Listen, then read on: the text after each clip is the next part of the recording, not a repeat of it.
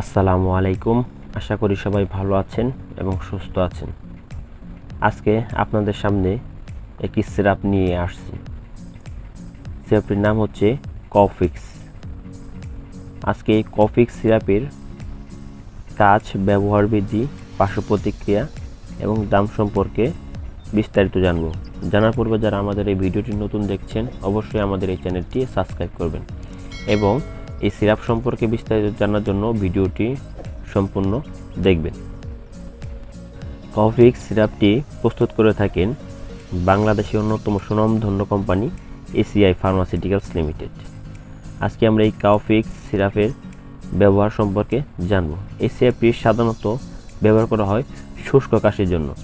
যাদের দীর্ঘদিন ধরে কাশি রয়েছে এবং শুষ্ক কাশি, গলা শুকিয়ে যায়, কাশতে কাশতে গলা শুকিয়ে যায়, কাশি শেষ হয় না, তাদের জন্য এই সিরাপটি ম্যাজিকের মতো কাজ করবে। এছাড়াও যাদের সাধারণত ঠান্ডা রয়েছে, যাদের দীর্ঘদিন ধরে ঠান্ডা রয়েছে বা অল্প কিছুদিন ধরে ঠান্ডা রয়েছে, এই ঠান্ডার ক্ষেত্রেও এই সিরাপটি ব্যবহার করা হয়ে থাকে। এবং শ্বাসযন্ত্রের সংক্রমণ, অনেক সময় এই শুষ্ক কাশির ফলে মানুষের শ্বাসযন্ত্রের সংক্রমণ হয়, ব্যথা অনুভূত হয়, সেই ব্যথা নিরাময়ের ক্ষেত্রে এই কফিক্স সিরাপটি ব্যবহৃত হয়ে থাকে। এছাড়াও বিভিন্ন সময় মৌসুম ভিত্তিক অ্যালার্জিজনিত যে সমস্ত সমস্যা তৈরি হয়, যেমন নাক দিয়ে পানি পড়া, চুলকানো ইত্যাদি সমস্যা দেখা দেয়, এই সমাধানের জন্য এই কফিক্স সিরাপটি সেবন করা হয়ে থাকে। এছাড়াও এই কফিক্স সিরাপটি জ্বরের ক্ষেত্রেও কার্যকরী ভূমিকা পালন করে থাকে।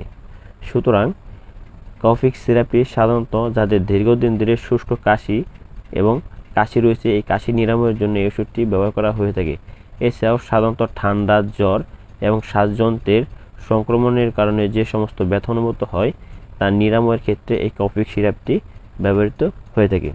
এই সিরাপটি সাধারণত প্রাপ্তবয়স্করা 2 চামচ করে প্রতিদিন 2 বার সেবন করতে পারবেন এবং প্রাপ্তবয়স্করা এবং তার ক্রম অনুযায়ী কম করে 1 থেকে 2 চামচ এবং হাফ চামচ করে সেবন করতে পারবেন তার বয়স ভেদে।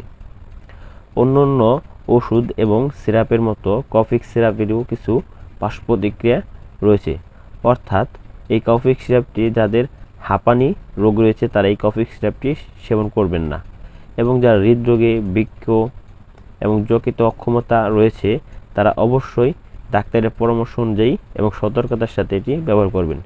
যে কোনো ওষুধই ডাক্তারের পরামর্শ অনুযায়ী গ্রহণ করবেন এবং এর দাম হচ্ছে 85 টাকা।